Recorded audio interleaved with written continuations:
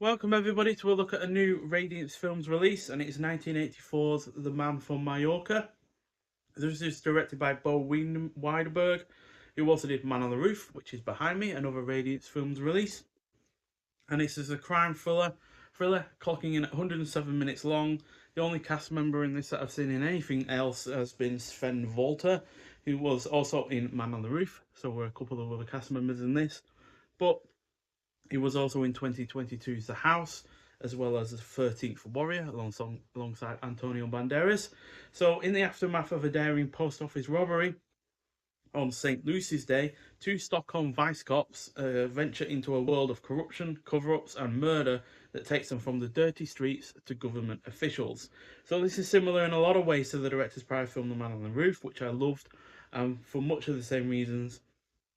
I end up loving this just as much. The character interactions between the two leads are great. You really do feel like they've been working together for a while. The cast is overall good. It is well paced, has some solid tension. The plot is highly engrossing. The cinematography is on point. The ending is suitably and satisfyingly downbeat, and the production is decent. So, yeah, just like with The Man on the Roof, this gets 4.5 out of 5. And yeah, the fact that the director was able to pull off the same kind of thing twice, granted 8 years apart, but still twice, is really a testament to how good of a director he actually is. So yeah, fantastic film, quite frankly. Really like the artwork that this is going on for it as well, which continues on really to the back. And then we also have a booklet with it as well, with a couple of shots from the film. And inside you have your cast and your crew, and then we have a matter of state security investigating official criminality in the fiction and film of Leif G.W. Person from 2024 by Andrew Netty, and then transfer notes and credits.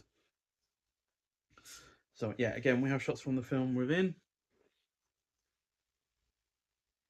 And yeah, in terms of transfer notes and credits, it's been restored by Sphinx Film Industry and supplied as a high definition digital file.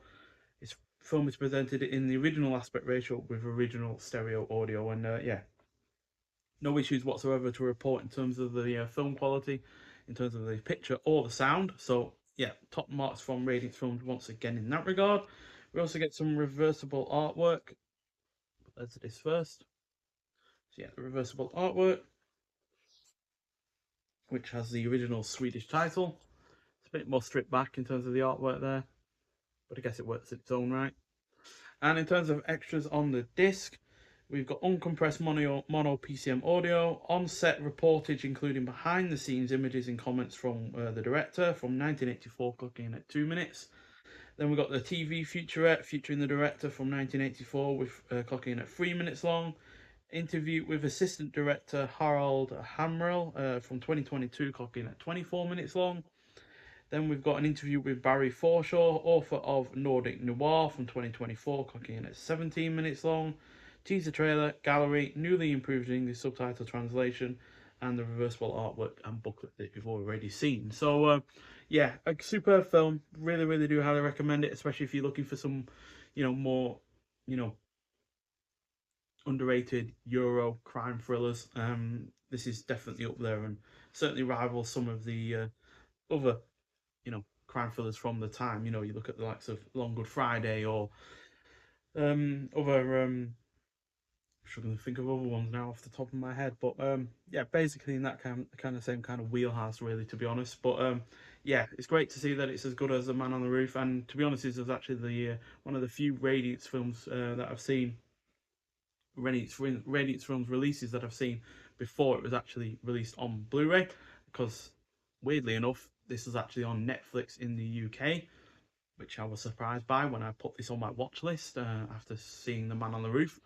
So yeah, I actually got to see it beforehand, and I couldn't really wait to see it because of how much I enjoyed a prior film from the director. So yeah, do highly recommend seeing it, especially if you did enjoy The Man on the Roof. But if you have not seen that one or this one, then I highly recommend seeing both, preferably pretty much back to back, as they are a great companion piece to one another. But yeah, if you have seen it, I'd like to hear your thoughts on it. But nonetheless, thank you for watching, and I'll see you in the next one. Bye.